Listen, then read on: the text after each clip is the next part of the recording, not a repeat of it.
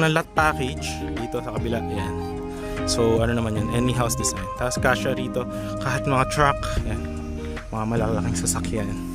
So pasukin natin yung housing lot, kung ano yung nasa loob, no? So from here, ayan, naka-tiles na guys. So ayan, yan, ang ganda na ng pintura.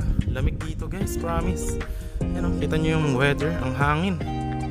Alright, so nakita natin yung loob. Ayan, oh, naka-finish na rin siya ng pintura. May lababo.